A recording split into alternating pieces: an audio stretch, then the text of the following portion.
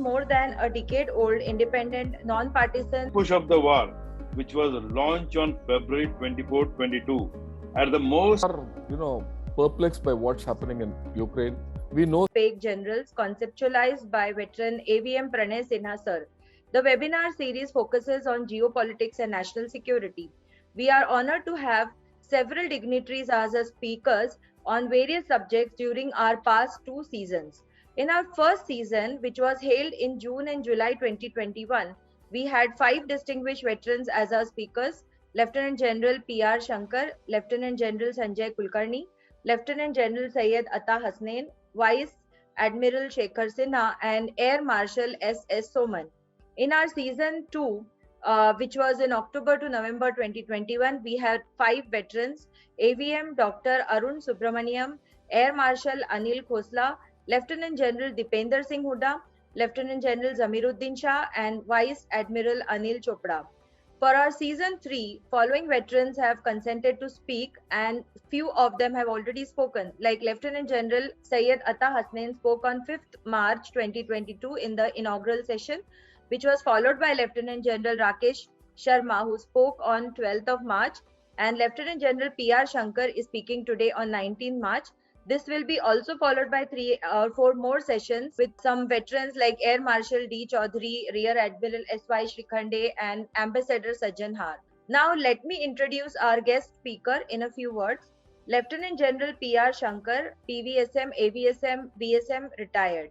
Lieutenant General PR Shankar was Director General of Artillery. He is an alumnus of National Defence Academy, Khadakwasla, Defence Services Staff College, Wellington, Army War College, Mao, Naval Postgraduate School, Monterey, and National Defence College, New Delhi. He has held many important command, staff, and instructional appointments in the Army. He has vast operational experience, having served in all kinds of terrain and operational situations, including counter-insurgencies which have confronted the Indian Army in the past 4 decades. He gave great impetus to the indigenization and modernization of artillery. He was instrumental in induction of guns like Dhanush, M777 ULH, Sharang, and K9 Vajra, also known as Pinaka, BrahMos, and Grad BM21 systems. He has deep knowledge, understanding, and experience in successful defense planning and acquisition. He was also instrumental in putting systems in place to ensure that deficiencies in artillery ammunition were made up. He was associated with the initial development of the Agni and Prithvi missile systems, having worked under late Dr. APJ Abdul Kalam, Lieutenant General V.J. Sundaram, and Dr. V.K. Saraswat, member of the Niti Aayog in DRDL Hyderabad in the 1980s. He was recently a member of the committee to evolve the long-term technology perspective plan of the DRDO. The General Officer is now a professor in the Aerospace Department of Indian Institute of Technology, Madras. He is actively involved in applied research. He advises the Tamil Nadu government in the development of defense corridor. He has written over 250 articles on strategic affairs, defense planning, and defense technology. He is the member of Chennai Center of China Studies and has co-founded CASA, a virtual think tank on current and strategic affairs. Now I call upon AVM Sinha sir, a decorated veteran who has served in the Indian Air Force for more than 35 years and was associated with BEL as an advisor. Over to you, sir. Thanks, madam. For info call, Madam Sumitra Goenka, Director Rating Infotech, CEO Triangle Global, is one of the pillars of CKS India. Good evening, viewers. At the outset, let me profusely thanks to the most prolific writer in the strategic domain and exemplary speaker, General PR Shankar, former DG Artillery, is here to speak to us on one of the most relevant topic of the day, lessons for India from ongoing Ukraine crisis, which has puzzled almost all the pundits of this strategic domain arena. Since initially it was expected that it would be over, this surgical operation will be over within 3 to 4 days, but today we are on the 24th day of the war. And this war had become inevitable due to the flawed theory of liberal democracy propounded by the Harvard professor Stanley Hoffman in post-Cold War. They emphasize for an world order based on the rule of laws of open market and independent institutions, and they never hesitated in saying that if necessary, government of tyrants and autocratic type leader should be toppled. Read communist countries, and modified this approach further, saying that NATO needs to expand further eastward, that means Eastern Europe, and thus started the CIA and George Soros funded aided color revolution. But what icked more the Vladimir Putin was when George Bush nominated Georgia and Ukraine for NATO's membership at 2008 Bucharest conference, despite both countries being not qualified for that. And this was the crossing of red line for Russia. Ukraine neutrality was non-negotiable. And thus started the Russian war, started from Georgia in 2008, and then the annexation of Crimea in March 2014, and then the war of independence of the Donbas region of Ukraine. And this final push of the war, which was launched on February 24, 22, at the most opportune time as per Russia, when its economy was dwindling and US was appearing weak, world was impacted by COVID, to realize the dream of imperial grand Russia and to stoke the Slav nationalism to shore up his declining popularity and his rating. But today, on this 24th day of war, somewhere due to fog of war, the aim of Russian war has become hazy. World is watching with horror. Fault line has appeared in the NATO's and US unity. China, the best pal of Russia, is behaving like India, and India is perplexed. One side has a new emerging strategic partner to side, and the other side is a time-tested, trusted partner, Russia. Time being, for us, it appears China is the big winner, and our strategic autonomy, interest in Indo-Pacific, and energy need appears to be in doldrum. So what is the solution? What is the road ahead? What are the lessons that we can learn to become Atmanirbhar? And who best can explain this other than General PR Shankar, the professor of practice at IIT Chennai right now? Let's hear him out. General Patil, welcome, sir. I'm honored to introduce Lieutenant General VM Patil. He is a veteran of 1962 India-China War and the 1965 India-Pakistan War. He is the Vice Chairman of CKS. He was the first defense advisor in Indian embassies in Vietnam, Laos, and Cambodia. He was a commander of United Nations Military Observers Group in Iran and Iraq. He is also the president of Akhil Bharatiya Purva Sainik Seva Parishad, and he was a former DGMO. So he will be speaking after General Shankar speaks, and he will be extending the vote of thanks on behalf of CKS. So, sir, over to you. Thank you. Air Marshal Sinha and Mrs. Goenka, thanks for that wonderful introduction, and special to Air Marshal Sinha for having set the context of this whole. At the outset, my greetings to General Patil and Mr. Goenka, and I sincerely thank you for calling me over for the second time to deliver a talk at CKS. My special thanks to General Patil.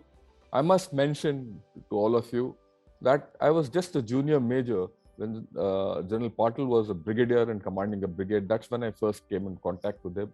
And from then I maintained an on-off relationship the way it goes in the service. And I last met him in my office when I was at DG Artillery and he was in Delhi.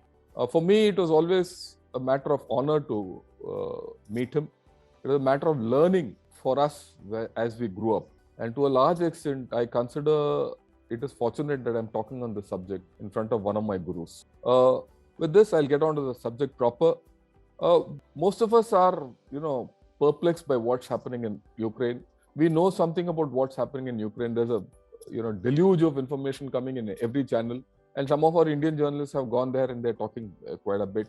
And what you see in the news is some pieces of information, what's happening, and someone gives you an overall picture and X, Y, Z.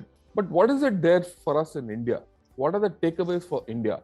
That is, to me, the most important. And that is what I've been writing on. I've not written on what's happening in Ukraine, whether Russia is right, USA is right, NATO is right, or China is right. I couldn't care a damn. I'm interested, what does it mean for India? What do we learn from this? And what are our takeaways? If you know, on this slide, if you see, on the right is the latest map of the ongoing tussle between Russia and Ukraine, right? The red arrows and those red circles are where Russia has taken over. Those blue arcs are where Ukrainian forces are defending. Besides this, as we know, Russia has carried out airstrikes further to the west, which is not there on this. Right? But we leave it at that. It's an ongoing battle. What was supposed to be done in 2 days has now taken 24 days. And there is no end in sight. At times they say that we are coming near a deal, but at the same time, there are military operations which are ongoing. We'll leave it at that. We'll look at what are the lessons for India. I've already written a whole lot of lessons. They are there in these. I've written about 4 articles, 4 whose links are there. And, I'll share it with your coordinator, who can give it to all who are there, and you can read. You'll get to know the military angle, the nuclear angle, the other angle. I'll focus on certain macro issues we have to take away from it. Now, if you look at this, this is the way warfare is being conducted. Today, everyone talks of multi-domain warfare. What are these domains? When you identify these domains, these are the domains from the top: air, land, and sea. These are the traditional domains. On the right, you see space, cyberspace, nuclear and electromagnetic spectrum. Then you talk of energy, resources, politics and ideology, diplomacy and economy. These blue ones are the traditional domains. Then you see public opinion, legal and influence, yellow. These are also called the 3 war strategy domains of China. Now, war and peace, there's no differentiation. Day or night also, there's no differentiation. On the left, you see actors. You find state, non-state and state-sponsored. You relate and MNCs and NGOs. They've all come. They're acting in this. And when you see hard power, soft power, and all kinds of power being utilized. And, that's also there. So if you see in this, war, all these domains being fought through, some more and some less. But what is important? Everyone thought all these domains are going to outstrip the traditional domains of air, land, and sea. This war, the first lesson which we have to take home is that this war is fought more on the conventional domain. As days have gone by, it's the conventional domains which have dominated. The battlefield remains violent and bloody and sweaty and a dirty battlefield, where other domains which are hygienic in nature been pushed to the sideline. So that's the first takeaway. Okay. The second thing, what is the significance of this entire thing in the Sino-Indian context, in the Indo-Pak context is what we have to see. The first takeaway from this is economies and gross national products or the comprehensive national power do not fight, militaries do.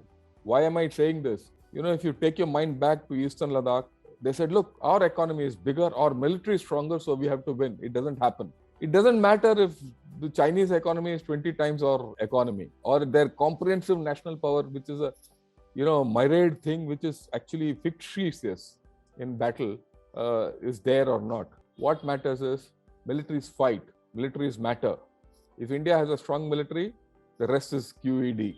So you need to have a strong military. That's the first lesson. Not that our military is not strong, we need to make it stronger and focused. This is a different story, but we'll come to it a little later. Terrain matters. Wars are fought on land. They're not fought in thin air. They're not fought in drumlocks. They fought on land. Okay. In this context, if you see in the Ukrainian context, the Russians have taken the worst time to conduct this operation. This is the time, March onwards, there's something called the Rapustita. Rapustita, the time of when the thaw sets in, the snows melt and the countrysides become slushy and muddy, where you can't move cross-country. I don't know why, but the Russians knew all this. Everyone there knows about this. Yet the Russians undertook this operation when movement is the worst. And that is why when you see that they're moving slow and the Ukrainians are able to do much. In our case, we're going to fight in the Himalayas. Wars are not going to take place in the deserts of Rajasthan or the plains of Punjab. Most of the time, historically, right from the turn of the century, that is off Vijay onwards, we fought in the Himalayas. For us to fight in the Himalayas and be able to do so is important. Logistics matter in Himalayas. If you see the Russians are struggling for logistics, whether you call BBC, CNN, Fox News, all these Western channels, they keep harping on this, the logistics failure of Russia. We need to focus on that and our ability to fight in high altitude. Luckily, this is a lesson which you have to reinforce for ourselves. Think back. For about 10 days in the news channels, it kept coming. A 64-kilometer long convoy stuck of, the Russians. They don't know where to go, nothing, all that. For about a week or 10 days, this is a pre-planned operation. It was a division worth of armored vehicles stuck. Just compare it with what we did year before last in Eastern Ladakh. Within a matter of 1 month, in high altitude, over 1,000 kilometers, that's the distance from Chandigarh to, Eastern Ladakh. In high altitude, in marginal terrain, marginal roads, one-way roads, by air and by land routes, we were able to match the Chinese deployment, and the Chinese had come pre-prepared, and we did it as a reflex, and we mirrored their deployment and stopped them. And that's what actually stopped them, finally. They couldn't take a step forward after that. We made it too costly for them. That's the capability of the Indian Armed Forces. Is it enough? Yes, it was enough. In future, as the Chinese are increasing their infrastructure, we need to increase our infrastructure and strengthen our logistics and the ability of our troops to fight in the Himalayas. That's a major lesson for us. We are doing it, but we have to keep our foot down on the gas pedal. Conventional wars are relevant. They are dominant, which I told you earlier. All those fancy ideas of cyber and all that. Cyber is a flop. And the fact that cyber warfare is a flop has been commented upon in New York Times as well as in other channels. Okay. So that's a very, very major issue which we have to understand. What are the major trend lines, the international trend lines which are coming out? If you see in this war and this Ukraine campaign, the big five are all interested parties. They're all fighting on one side or the other. China, Russia, France, UK, USA. The fallout therefore will be wide. At this point of time, it is only Ukraine and Russia which are fighting. Conflict is wider. The war is wider. The battle is there. What has also come out? Irrelevance of UN. UN has got no role in any other operation. Even with China and India, some form the UN played its part. But you see irrelevance of UN, and probably to a large extent, UN is siding with the West. There is a transatlantic consolidation which has happened, which was not there before this war. So you'll find the Western European countries and USA have consolidated. They've also taken a part of the Eastern European countries, including Poland, into their fold. So this is going to change. Already Germany has increased their military commitment. So have others. So you're going to see a militarized Europe, right? That has its own dynamics. Then there's an emerging China-Russia partnership. Notwithstanding whatever is coming out that China will take a soft stand with and maybe wean away from Russia. Yesterday, there was an article in Global Times, which is their mouthpiece, their party mouthpiece and the PLA mouthpiece, which very clearly says that China-Russia partnership will not get watered down.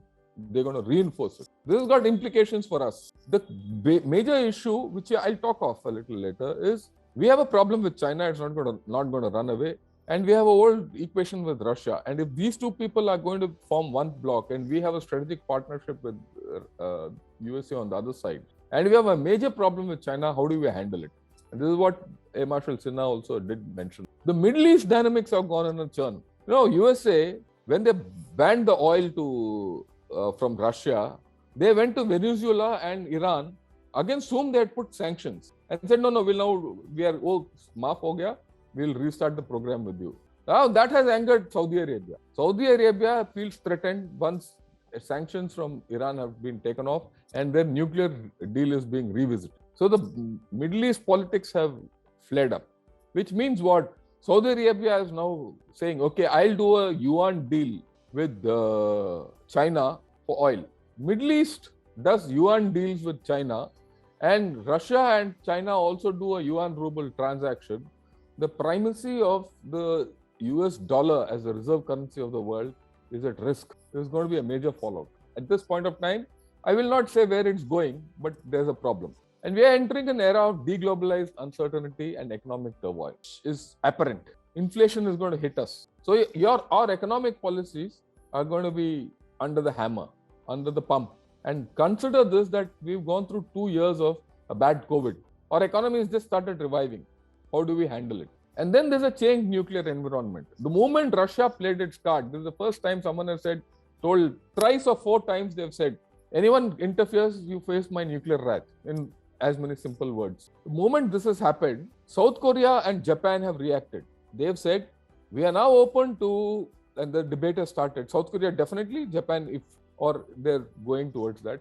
They're saying, look, we are now open to USA putting their assets on our land, which so far has not happened, or even developing our own. South Korea is in the favor of developing its own. There's a poll conducted in South Korea which says in the near term, it is North Korea which is the problem, but in the long term, they fear China as their adversary. If in the next 3 to 4 years, the nuclearization or part nuclearization of South Korea and Japan take place, the nuclear environment in the West Pacific will get complicated. That means you're looking at Russia, which has also got a presence in the West Pacific, North Korea, China, South Korea, Japan, and America at that end.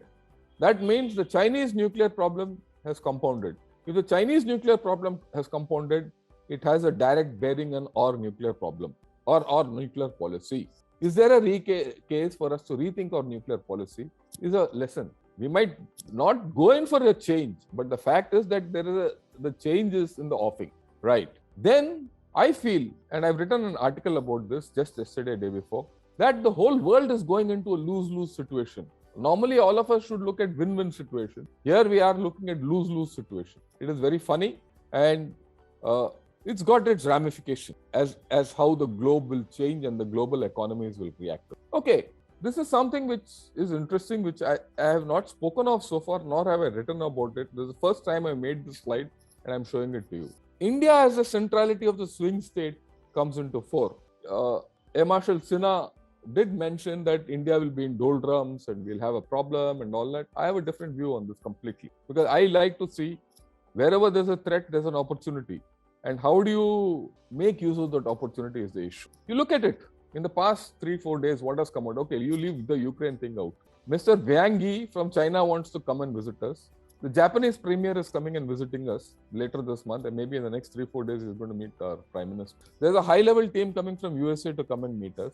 Russia every day comes to us with a request, take our oil, take our this, take our that. The Middle East has started reacting to you. Just yesterday, I saw an article in the South China Morning Post where they've said that the Middle East Quad, that is the Western Quad, that is called India, Israel, and UAE, are going to impact China and give a competition to them. And Middle East is going to warm up to us because Middle East itself, like I said, is in a churn. And the traditional linkages of Middle East is with India. I must remind you, or for those who don't know, Bahrain used the Indian Postal Service till the mid-60s and even further. The legal tender for many of these countries was Indian rupee. So those linkages are huge, and they'll fall back. Our linkages with Oman are very deep. They'll fall back to us. Then our neighbors. 3 to 4 months back, the scene with our neighbors was different. Today, the thing is totally different. Mr. Wang Yi wants to go to Nepal because the scene has changed in Nepal completely.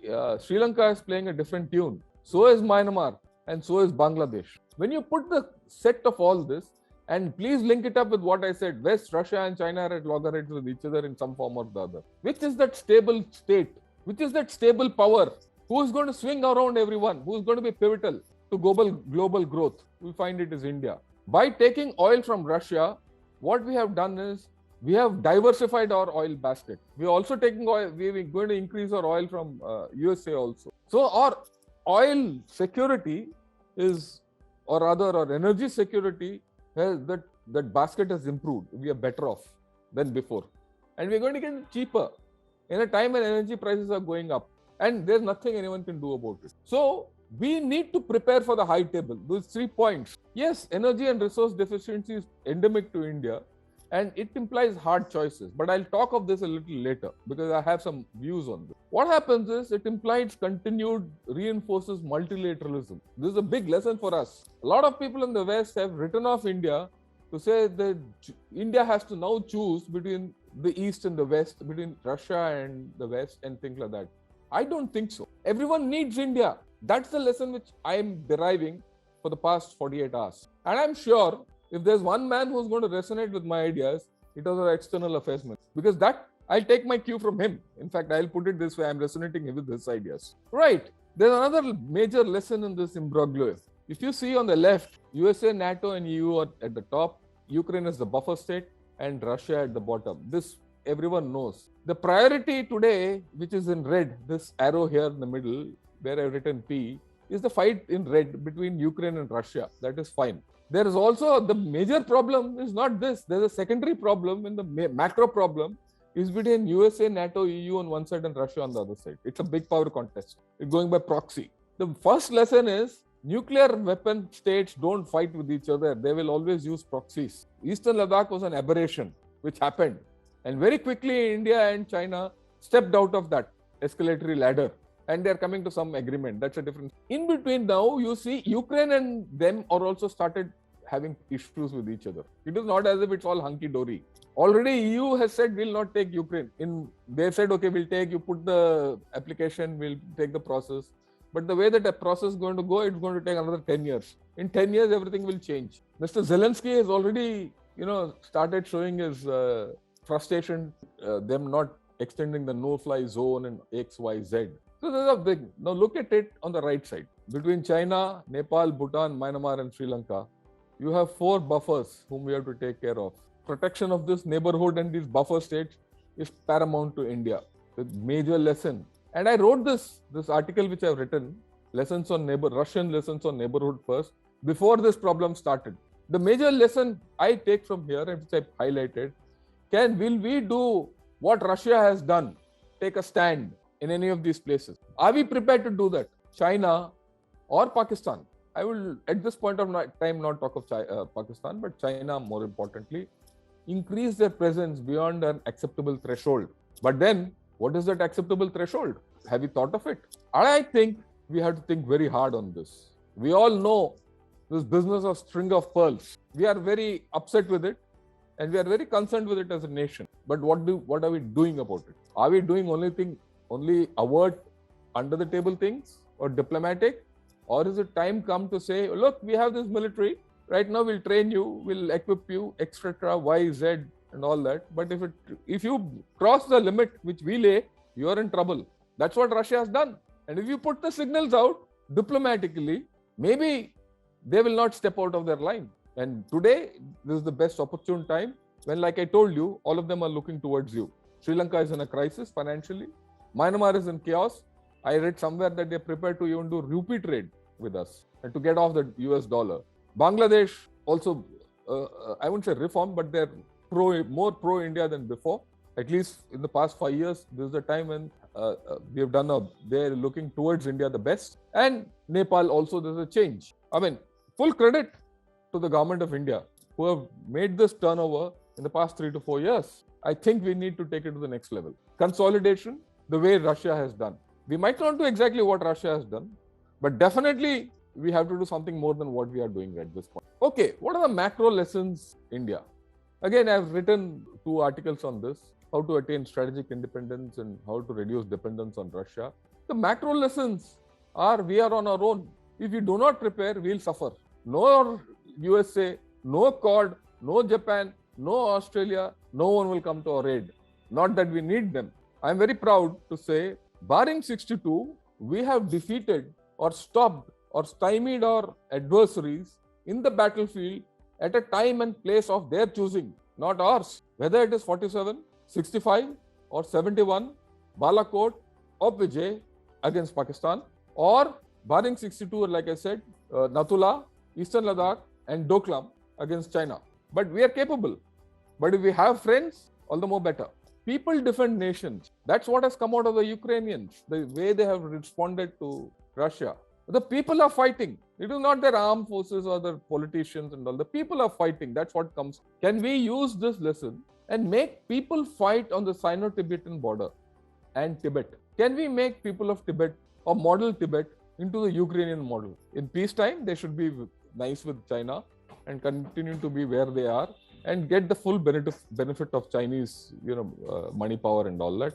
But when the thing goes up, we should be able to, create problems for China so that the China PLA starts looking inwards. And they have an internal problem over 4,000 kilometers of Tibet to solve before they come to us. It needs fine calibration. It needs different thinking. We need to do that. And I have no problem in saying this openly, and I've been writing about it. We need to reduce dependence on Russia is a no-brainer. It's nice to say in the heat of things that, look, Russia is our old trusted friend. We depend on them for... Also remember, for that aircraft carrier, Admiral Groshkov, they have jacked up the prices multiple times. From what was the original contracted price to the final price, we had to pay through our nose. And they make us pay through our nose. The relationship is not hunky-dory. Yes, today we are standing with them to a large extent. We need to get the value of this financially. Ultimately, our national interests count. That is something we have to think of. Also, we need to reduce our dependence on Russia through Atmanirbharta, about which I've written. That article link is there in front of you.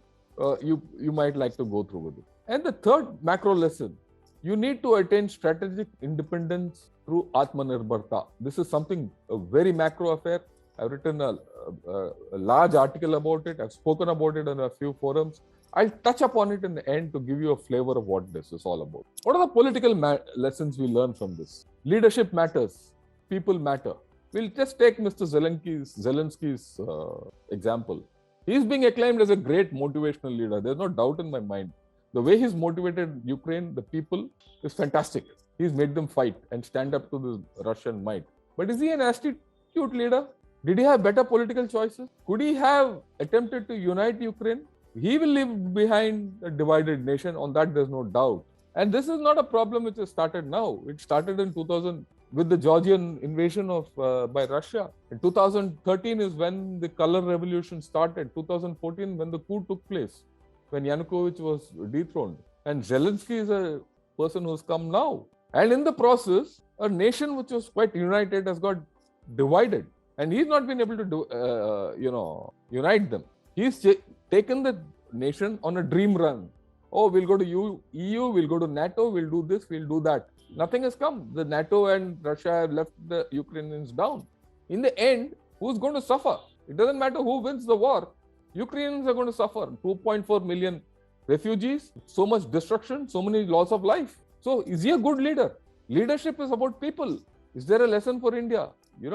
Ukraine has just had two nationalities, not two ethnicities also. Basically Russian and Ukrainian. They're all Christians at the end of the day. Same religion. Maybe two ethnicities you can call them. We have to do deep introspection. We are a multi-ethnic, religious society. How are we going to take ourselves forward? It doesn't matter which government is in power. It doesn't matter which party is in power. We can't wish away our minority. Some of our minorities are more than the majorities of other countries, and they're dispersed. I remember when I was in the Northeast, every tribe there wanted a nation. Now, if you go along the road, you found 4 villages. All 4 villages are of different tribes. And when you go, the next 4 villages are of the same repeats itself. They are interspersed. So one day I called all the Gaon Buddhas of these 5 tribes and said, how do you make a nation? Your mosaic is so much. You have to live together. And they just laughed and said, aisa aise hi rahenge, ladte huए. And they could never progress. Same thing. We have macro lessons to take from here. Maybe it's not someone like a retired lieutenant will talk about it, but for me it is to point out so that whoever is there in the political leadership know this. I'm sure they know this. It's not that. This is a lesson we have to take from here. It's not a prescription. Past premises don't work. That comes out very clearly. Russia modeled this war on their experience of Czechoslovakia and Hungary when they were Soviet Union, and Georgia and Crimea. They said, look, once we go there, there'll be no resistance. Within 48 to 72 hours, we would have done the trick. It didn't happen. And Marshal Sinha did mention about it. India cannot afford to model future conflicts based on our past successes. Let's not rest on our laurels. Till yesterday, China didn't have experience in high altitude. But China is gaining experience in high altitude with each passing day. Yeah, it's difficult to beat 30 years of high altitude practice within 1 year. But they're gaining experience. There's no doubt about it. The next war is not going to be like OPJ or Eastern Ladakh or Doklam or insurgencies in the Northeast or, for that matter, in Jammu and Kashmir. It will be far different. or for that matter, or Balakot airstrike, or for that matter, the surgical strikes. What is going to happen is totally different. So we have to base it on training, motivation, morale, small team operations. They remain important, and improving our firepower and surveillance and all that. We'll talk about it. Forget the last war. Look forward. Right, there are certain structural lessons which have come out of this whole story, and that's important for India. In this entire operation in Ukraine, if you see, the value of information, intelligence, narratives, kahani, surveillance, and data is huge. It's a huge compact. It is today 50% of modern warfare. India lacks this capability at national level. This is a paradox. You just saw UP elections going through, all of you. You saw each political party, irrespective of that political party, employ all these to gain votes and cut down the opponent and bring their own narrative forward. Information, intelligence, narrative, surveillance, data. They must have employed experts to do this. And those experts are all pollsters who did this exit poll and entry poll and all that nonsense. All this was done. If we can do it at the political level to gain power, why can't we do this at national level after we gain power? This is a huge question which we have to ask ourselves. If we have the capability, we are not able to put it. Once in power, we are not able to do it. It is not this government, the previous government, and the previous government, and the previous government. This is a basic problem. Okay. The next thing is the issue of integrated firepower. We have come to the era of integrated firepower, whether we use air, rockets, artillery, air defense, and man-portable systems to shape and drive the battlefield. We have all these in bits and pieces. We lack integration. It's been 3 months since our last CDS passed away. I've written about it a month back. Where is the CDS? We have to think integrated battle. Otherwise, we're going to be in problems, especially against China. Because if you see the Chinese operational doctrines, they talk only of integrated battles. There's no army, navy, air force separate. They talk of informatization and precision firepower and the linkages between the two. We don't because we don't have a CDS, we don't have the structures in place. I've mentioned this earlier, cyber is a flop. Cyber, when anyone talks of cyber, it is only a tool of grey zone operation. Yeah, some cyber attacks will go on. Either batti band ho jayega, some bank accounts will be blocked, that's it. There's going to be no blanket thing where the country comes to a halt. In a country like India, it cannot happen. And for military systems which are isolated, zoned out, cyber ops don't have value, especially in our high Himalayan terrain. So the question is, we need new structures. Now here I leave you all with a thought process. We need direct politico-military connect. Just think, politicians are responsible to the nation by virtue of being elected. Even Modi ji has to get votes. If tomorrow he doesn't get votes, he will not be an MP or an MLA, and he'll not be a PM or a CM. That's applicable across the board to anyone, whether it's Stalin, Modi, or Yogi ji. And because every 5 years he goes back in front of them and he gives an account, or politicians are given account of themselves and say, this is what we'll do for you, the people. They're responsible to the people. The military commanders are responsible to the nation because there is authority invested in them. Because when I am made a brigade commander, I'm in charge of an area of responsibility. If anything goes wrong in that area, you are responsible. You are the military commander here. The bureaucracy is meant to help both these people. In India, we have a problem. The bureaucracy becomes the conduit for both these people. And this is a major, major problem. This is not new. This is there from the time we got our independence. This conduit of bureaucracy, which is not responsible.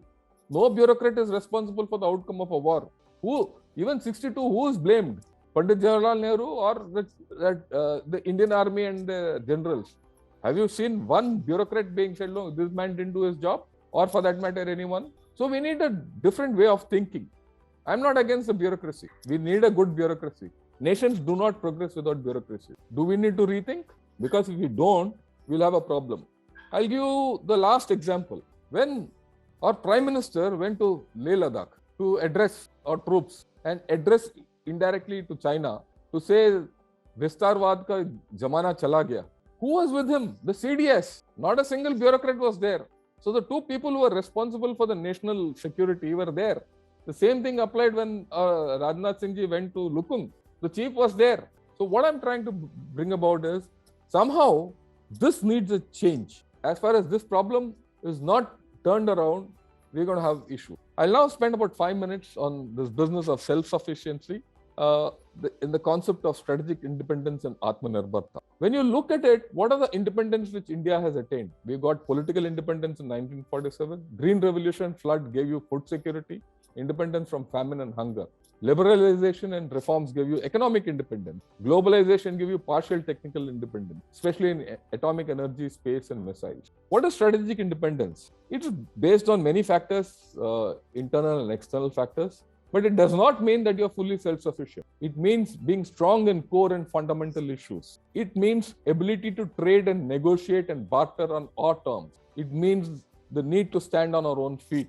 Ultimately, it means that you need to have internal and external strength to live in an adversarial environment of a toxic Pakistan, a predatory China, and a condescending. This is our permanent.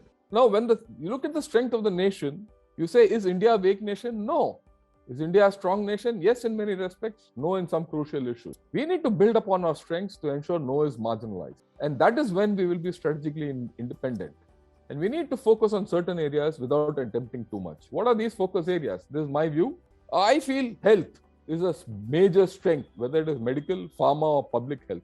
The way we've handled the COVID and the vaccines, fantastic. Can we maximize on this? Our doctors are all over USA and Europe and all that. Can we use them for better purposes here? They can be there, there's no harm. Can we have better medical facilities which can earn us revenue? Or the pharma industry? Can we make it totally independent of China? These are the challenges. If you do it, you are on the way. Water. Water is fundamental to agriculture. Water is fundamental to everything. We are progressing to be a water-stressed, and we are already a water-stressed nation. We are progressing to be a water-scarce nation. If you want to increase manufacturing, if you want to increase your economy, you need water. Your population is going to increase, whether there's no doubt about it. For your population, for your industry, for everything, you need water. And you don't have it. You need major structural reforms, whether it's water linking, groundwater management, whatever. The day you are self-sufficient in water for all your economic and domestic purposes, you're going to be Atmanirbhar. Because then, only then you can do reform of agriculture. Energy. We are an energy deficient nation. Whether it's thermal, nuclear, fossil fuels or renewables, you need to work to it. We don't have fossil fuels, it's known. We have thermal is on the way out, is also known. Nuclear, we have certain, but the greatest strength in nuclear is thorium. We have the world's largest reserve of thorium. When you can use this thorium to offset your energy reserves, you are on your way. It is not that we are not doing it, we are doing it, but we need to hasten the process. In fact, India is the leaders in thorium technology. Atmanirbharta in defense, there is no doubt about it. Everyone knows it's one of the most discussed subjects. Digital. Already the government has taken up semiconductors. We are a software power. We are making soft processors today, maybe old, low-grade processors, but we have the capability to go high. We have to have our own communication systems without depending on others. Data. After all, this think tank is all about data. That's what I saw in big letters when Mrs. Goenka was talking. Disruptive technologies and startups. This is our strength. It is in these subjects. We have people in USA doing things for that country. Can we get something back for us? When we put all these things together, you will see that we are truly strategically independent and Atmanirbhar. I leave it at that. With this, I've completed. I might have taken a little more time. Jai Hind, and I'm open to questions. Thanks, sir. Thanks for this wonderful and what we say, it's a wow moment for all. I have not got any questions, hardly 3, because everyone is listening to you. Thanks, sir. Thanks, sir. Thank you. Thanks a lot. That's the power of, sir, your speaking and what is highlights you have given. Military might matters, terrain matters, logistics matter, conventional war is relevant. Cyber war, you are saying it's a flop. We'll see, sir. Let time come. But yes, definitely it cannot match the conventional war. Irrelevance of UN people of arms bazaar is enjoying. Germany has put the order of $1 billion for buying all the. And sir, you have also said about the macro lessons, which is very important. I will just in 2 lines say, nations to be on own. And that is the main thing which has come out every time. And you are the most propounder of Atmanirbharta, and this has come out every time in every article of yours. people matters. This is what we are seeing. They are ready to fight for their motherland. And this is what we are seeing from the Ukraine. And to attain strategic independence through Atmanirbharta, I request everybody to please go through the Sir links and know his vision and know his very much force impetus for the two things: Atmanirbharta, civil military fusion. You talked about bureaucrats' role and strategic independence. Please go through that, sir. I just took two questions which has come from our regular viewer, Mr. Dharamveer. One, he's asking, sir, on this sanction business. He's saying oil procurement from Russia, will it impact our defense preparedness? Oh, well, at the moment, firstly, oil is not under any sanctions. If you see the complete, our dependence on oil, 23% of our oil we get from Iraq, 18% we get from, I think, Saudi Arabia, about 12% we get from UAE. We are now going to increase the oil from USA to about 8%. That's a broad mix. We also get oil from Venezuela. So it's not as if it is this thing. We've so far not taken oil from Russia. This is the first time we are entering the Russian. Oil is a market. जैसे सब्जी बेचते हैं सब्जी मंडी में, oil is also मंडी. जो सस्ता मिले आप जाके ले लो. कोई ये नहीं बोलेगा कि आप that you cannot take.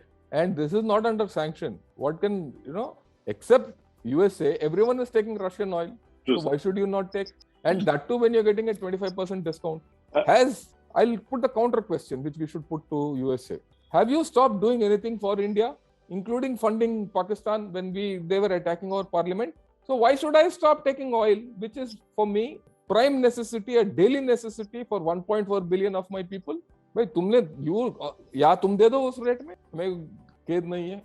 But I would like to diversify. I will not depend on you. See, history suggests that USA has not been a dependable ally to anyone. While today it is our strategic partner, we would like to be still dependable on our own, and we have a history of being non-aligned and a history of being independent. So there's no worry. For the defense of India, I don't think we have a problem. Right. True, sir. In fact, sir, I just added one information that this oil business, this is all for the public domain. Actually, what happens, whether it is Venezuela sanctioned or Iran sanctioned, all this oil is sold in the open market in the mandi. What they do is they come to Singapore or some port, they divert it from someone else. And then the bill of lading is changed और नाम बदल देते हैं, छप्पा लगा देते हैं, बेचते हैं, and it is very good व्यापार. And not only that, I'd like to just put it in perspective. This oil from Russia is not coming from Russia. It is coming from a dealer in Europe. Yes. So everybody, you are paying that fellow in dollars, and that fellow is paying Russia in his account, and those accounts are open still. Those SWIFT accounts are open. Okay, so it's not that big. It is not that big. It's more political in nature, all this, than the actual thing. So look at it from a macro. Look at it from a macro issue. In a world which is short of energy, how can you take out 10 to 15% of the world energy and keep it out? कि भाई Russia से लेंगे नहीं. Economies will collapse. So we leave it at that. And that's how the Germany says, sir. Sir, one more interesting question, sir. This Japanese PM visit, forthcoming visit, do you see that something will emerge? The Quad will be strengthened, or how do you see, sir? How do you see? In fact, China Finance Minister, China Foreign Minister also coming. Yes, sir. Look, China Foreign Minister will talk. If you want, I'll tackle separately. But I'll talk of the Japan. Why is Japan coming here? You think he's coming for Quad? I don't think so. He's coming for himself. He has seen Ukraine. Why is Ukraine in this situation? From 2000, Ukraine has been promised membership of EU and membership of NATO. Mr. Zelensky came into power, and his predecessor came into power through USA. All this I'm not saying. It is US authors who have said that. If you read a guy called John Mearsheimer, उसने पूरा YouTube में 4 दिन पहले भी बोला है. So this thing. At the end of the day, today USA says हम Poland से आगे नहीं बढ़ेंगे. Ukraine and Russia can fight. So what is USA doing? USA is fighting Russia till the last Ukrainian. It is similar to what Imran Khan did. He said we will fight for Kashmir till the last Kashmiri. खुद नहीं लड़ना चाहता है, दूसरों से लड़ाना चाहता है. इससे क्या है Japan is now worried. If tomorrow USA does the same thing, what will happen to us, right? That is why the debate is there in South Korea and Japan to have nuclear power. And first and foremost, Japan and India have traditionally, look, Japan and India have tremendous thing. At our time of need, Japan stood by us. I'm talking historically on economic front, long back. After all, you look at Maruti came because of Japanese investment. Our ties are pretty strong. They'll go through up and down, but as nations, we are pretty strong. He is coming here first as an offset against USA. Remember that. Second, Quad is not my requirement. Quad is Japanese and Australian requirement. If Japan and Australia don't have Quad, they are at a disadvantage. And Quad can't function without India. If you look at China, there are two fronts China will get involved in. One is the Himalayan front and the second is the South China Sea front. The only front, and unless both these fronts are activated, China cannot be contained militarily. The only country which can activate and keep China holding by its tail is India. No one else can do it. If we do not hold China by its tail, China will put its entire might against the South China Sea and they will focus on Australia, Japan and USA and all the other Asian countries. What we have done is already leveraged Quad into a safety position. China did not have the plan to militarize the Himalayas. Today they are militarizing the Himalayas, they're committing resources, they're committing their economy there. And that much of force, economy and militarization and the effort is against what they can expend there or elsewhere. It has impacted their economy without you and I knowing. आप देखिए, अगर कल के दिन, if you have to double your commitment to the armed forces from 1.5 or 1.6% of our economy to 2% or 3% of our economy, कहीं ना कहीं कोई गरीब के पेट में लात मारते हो. Ultimately, who will suffer? It is our weakest link, who is the below poverty line people. That's the reality. Same thing must be happening in China. We've already held them back. If we step out of Quad will collapse. If Quad collapses, Australia and Japan are in a limbo. USA to gaya. Let's not have a... That's why I said, India has to think differently. Why have I said it's a swing state? It's not a swing state. You can swing any way you want and that get this thing. Okay, now I have talked militarily, politically. Let me talk civilizationally. You read this book, Clash of Civilizations and Restructuring of the World Order by Samuel Huntington. He's spoken civilizationally of 7 civilizations, 4 major civilizations and 3 minor civilizations. The 4 major civilizations as per him were the Western civilization, the Islamic civilization, the Orthodox civilization and the Sinic civilization. He says these 4 will always be at fight with each other. And the swing civilizations are Hindu civilization, Japanese civilization and the major 2 others, and the 4th is the South American Mayan civilization or the South American civilization. And in this, the Hindu civilization and the Japanese civilization are the swing civilizations which can swing the might of the world one way or the other, right? Japanese civilization is firmly with the Western civilization, there's no doubt left. But between the Sinic and the Orthodox, which is on one side, and the West is on the other side, whichever side you put your weight on will be the one which will be dominating the world. You are a power. We don't realize it. Most of us in India think, अरे यार वो Western बंदा जिसने बोल दिया एक गोरा वो जो भी बकेगा we should listen. We should not. We have our power. It doesn't mean that we don't listen to them. We don't take the technology and we don't do everything. We must. We must look to our interests. We should protect our strategic interests with Russia. We should honor our strategic commitments with America. So with France, so with Australia, and so with Japan. But at the end of the day, we should be what we are. The power of India is immeasurable. So before I call Vinayji, our main tank behind the think tank of CKS India, I just last question from Mr. Ajay Kashikar. He's asking, sir, how this this Ukraine crisis will end? Will it be political or through diplomatic or through military intervention? See, okay, fine. I will not take a guess. I will say what an American has said. Americans have said from long back, but what has been spelled out by John Mearsheimer. In fact, I heard Eisenhower's daughter also seconded him. I heard her. And there's a nice video which is going in the YouTube, which is called the Salon of some think tank, which everyone has spoken. And those people who have been thinking on this subject have said, as per them, as per them, USA will lose this. The Ukrainians will lose a major part of their territory, that is the Donbas area, Crimea, and maybe some part of the coast. It will go part of Russia or independent. Russia might go down economically. Geostrategically, it will improve, because what will happen, the other non-NATO erstwhile Russian nations like Moldova, Georgia, and Belarus will be now a part of the Russian sphere of influence, and Ukraine will become the Russian part of the Russian sphere of influence. Today, you might see Russian economy going down, but its influence will go up, and its geostrategic equation with China take it through. Let's not go by what the Westerners have said. I'm not arguing for Putin. This is what Americans have argued for Putin.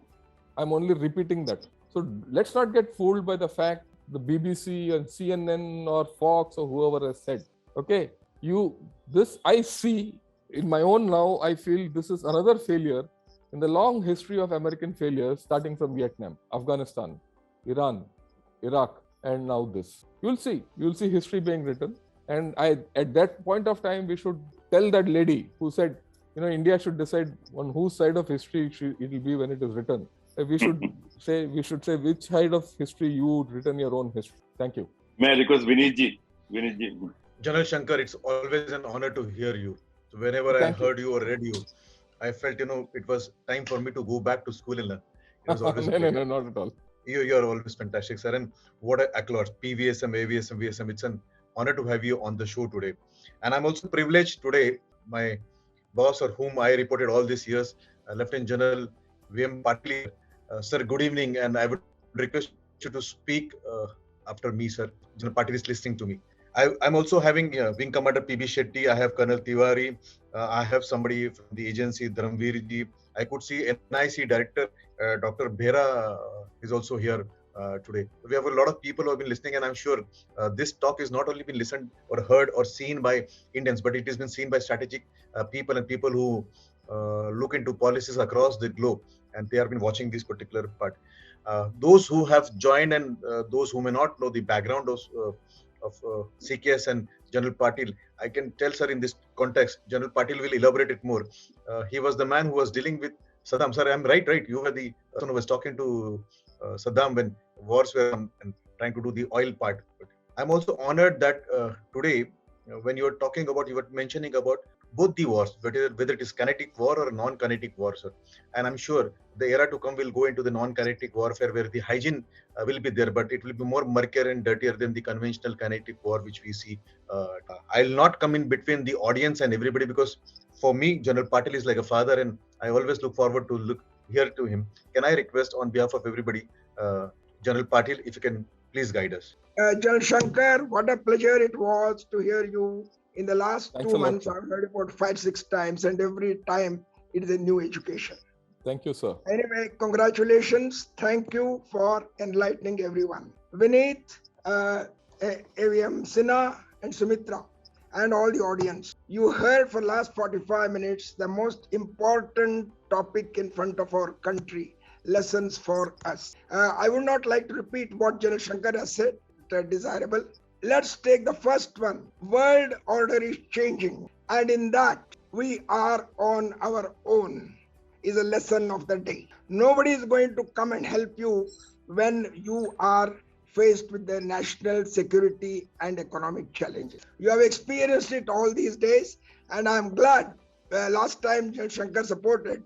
The government this time has stood firm. We will not go the bidding of US or Europe or others. We will do what is in the interest of our country, and we shall continue to do that. Now, coming to last point of General Shankar, if what he predicts about Ukraine and Russia happens, God forbid, whatever it is, we as Indians must be prepared. It's a question of time. Within a year, we will be challenged by China on our own sovereignty and our own neighborhood. You have seen in the last 3 years, in 2020, Chinese did the Galwan, and in 21, we have witnessed American running away from Afghanistan, and in 22, now Russia and Ukraine. Aim of giving these examples is world is not yet peace. Reasons are many. General Shankar has covered. I will not. We have to look at our own self, and ultimately, India will be defended by own armed forces, own people, own economy. There is no shortcut to it. Irrespective of who is in power, the leaders have to look after the national interests and national comprehensive power to protect our own requirements. General Shankar talked about structural lessons. Let's not ignore any one of them. Every one of those 7 points that he gave are important. And I wish to emphasize only on one point.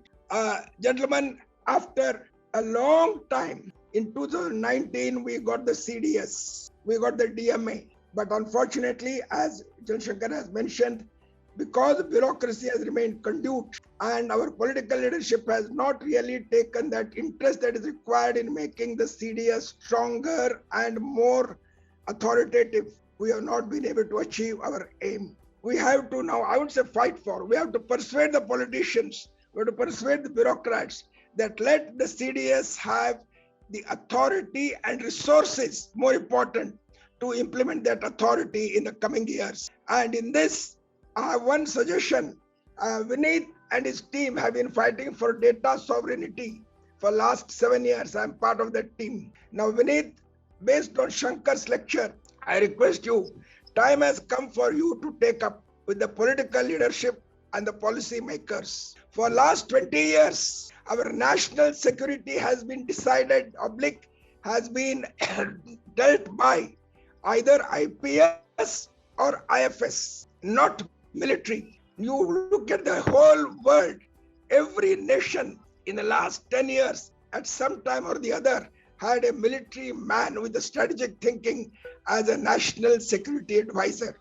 Time has come now for Vinith to take up this matter.